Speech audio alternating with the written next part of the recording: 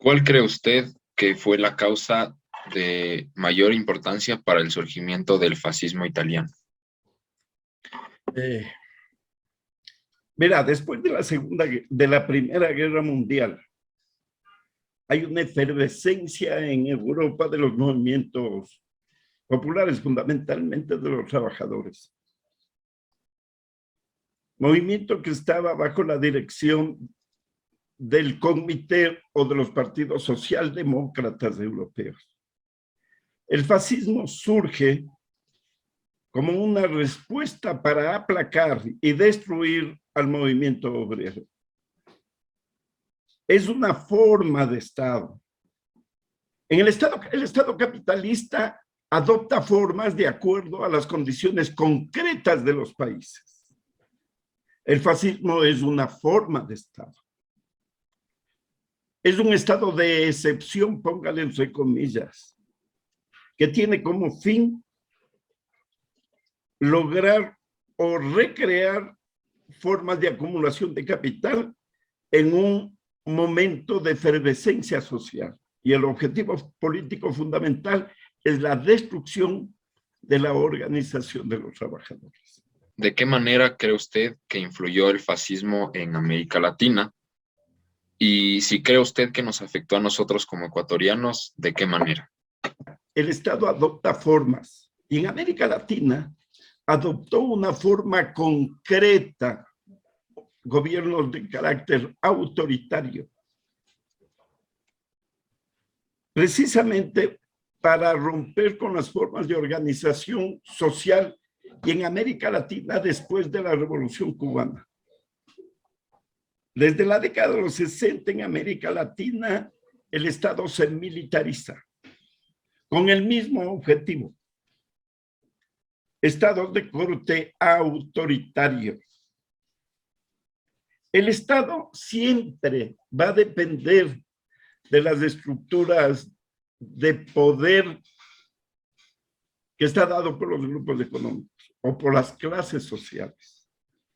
Cuando las clases sociales entran en crisis y no logran la reproducción del capital por efervescencia social, hay una intervención de los militares o de las Fuerzas Armadas para reordenar el Estado y lograr procesos de acumulación de capital en América Latina. Es decir, no existe una copia, pero existen ejes. El fascismo es un Estado autoritario que desorganiza en América Latina igual. ¿Cuál fue el legado de Mussolini y de qué manera nos afecta al día de hoy? Más allá de Mussolini, en la historia los individuos inciden en los procesos históricos en la medida en que retardan o aceleran procesos. Mussolini fue la expresión de un Estado autoritario para la desestructuración de las dinámicas o de las organizaciones de los trabajadores. Y ese es un parámetro que se asume también en América Latina, bajo otras formas. Entonces, el fascismo, ¿qué es el fascismo? Estructuras de poder autoritario. Se cortan los derechos ciudadanos. Ese es Mussolini. Y en América Latina se toma como referente, como aprendizaje. Entonces, lo más claro que hemos tenido en América Latina, lo más claro, es Pinochet. Los estados se organizan de acuerdo a las condiciones concretas de cada uno de los países y asumen la estructura de dominación de acuerdo a las dinámicas sociales que se gestan en la sociedad. En este momento tenemos gobiernos de derecha autoritarios anclados en lo que se llama la democracia representativa. La democracia representativa tiene dos parámetros. El uno, el sufragio universal, y dos, la Constitución. El momento en que se gesta o da usted el voto, desaparece como parámetro de la democracia el sufragio.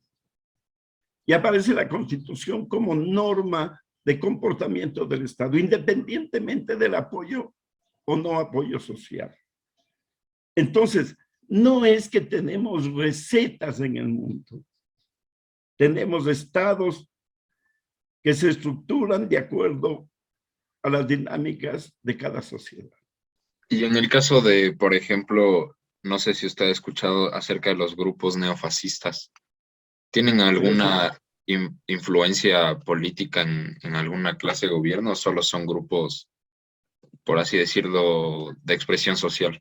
Son grupos de presión, pero no forman parte de la estructura. Vea, ideológicamente, el presidente Lasso tiene un pensamiento de ese tipo y está vinculado al Vox de España.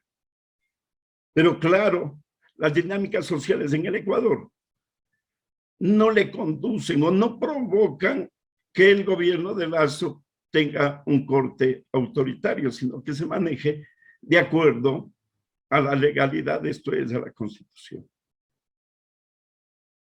Independientemente, verá, en el Estado se dan unas cosas súper chéveres. Su ideología, la ideología tiene peso en la medida en que es parte de la decisión del Estado, pero además comparte responsabilidades que está dada por la normatividad.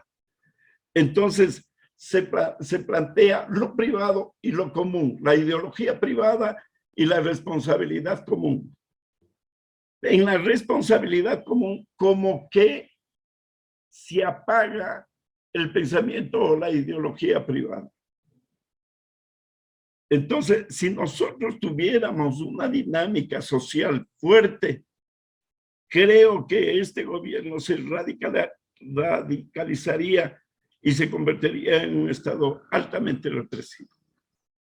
Y la última pregunta es, ¿qué aspecto de la dictadura de Mussolini usted rescataría como positivo o se puede rescatar como positivo? ¿Y qué aspecto considera un factor de influencia definitivamente negativa para el desarrollo de una sociedad?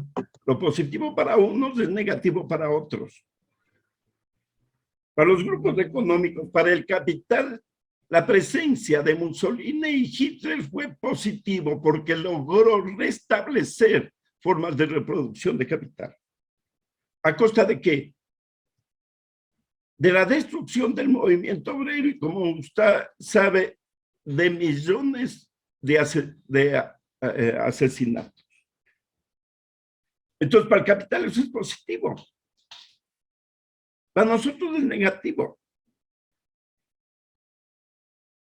La ciencia no es 100% objetiva. La ciencia trata de acercarse a la objetividad, pero tiene una gran carga de subjetividad. Esto está dado por los intereses de clase o por los intereses ideológicos concretos del científico.